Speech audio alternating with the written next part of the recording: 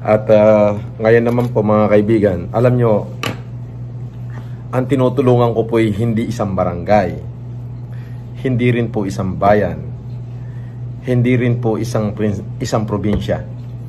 Ang tinutulungan ko po ay halos buong Pilipinas. Opo, para malaman nyo. At nga pala ho, paratingin nyo kay Mayor Tumang na wala ho akong passes. At maaari po, Tuesday po, pa-pick up na nila yung bigas dito sa aking bodega sa Maynila. 5 tonelada po yan para kay Mayor Tumang. Tapos gagawin niyang 10 tonelada, so magiging 15 tons.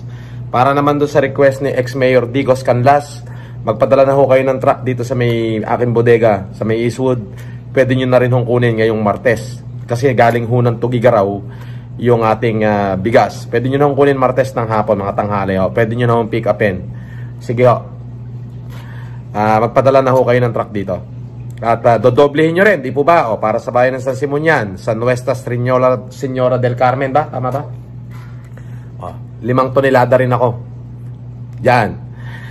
Ayan po, sobrang dami ng ating tinutulungan. Katulad dito, tignan nyo rin, panoorin nyo itong video na to. At panibago na namang another 5 tonelada na naman ang ipinadala natin sa 2nd distrito ng Cagayan. Kaya ho mga kapatid, hindi ho biro itong ating ginagawa. At kung maaari ho, panoorin nyo, kayong mga nambabash dyan, panoorin nyo na lang. Okay? Para doon sa mga basher ko,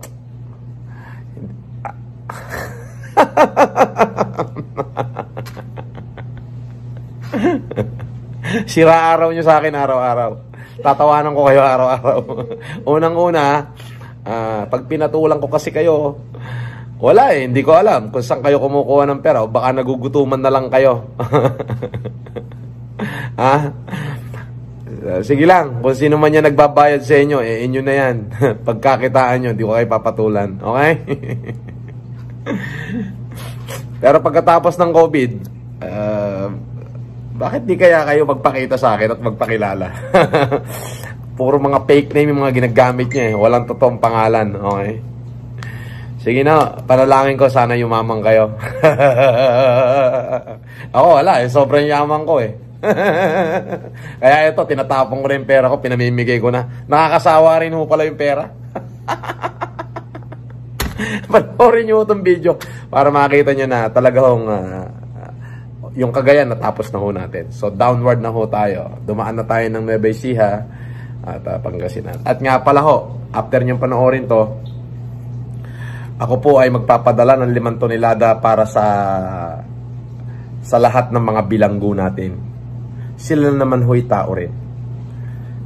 Alam ko na may pagkain silang hatid ng gobyerno, pero sa panahon ngayon, alam natin na ang gobyerno ay medyo talagang nahihirapan din sapagkat 100 milyong mahigit ang ating mga kababayan natutulungan ng ating gobyerno. Okay.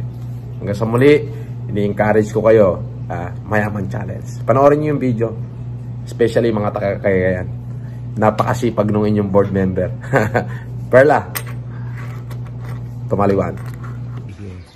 Okay, andito na po ang pangalawang wave ng ating para sa tercero distrito at ito po ay pupunta sa ibang bayan at mga frontliners ng entire 3rd district at titingnan po natin kung yung mga nagre-request pang mga organisasyon at frontliners ang pupuntahan nitong another set of 5 tons na bigas para sa tercera distrito.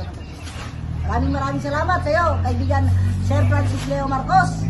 Ito, kahit pagod na pero tuloy-tuloy pa rin tayo para makapaghatid ng tulong sa ating mga kapwang kababayan na nangangailangan higit sa ating tulong ngayon sa gitna ng epidemya ng COVID-19. Sige po, tuloy-tuloy pa at magdi-deliver pa tayo sa ibang mga nangangailangan, organisasyon, frontliner at nakausap ko na yung mga basurero na kailangan natin din silang tulungan. Okay, salamat po, Sir Leo. Okay.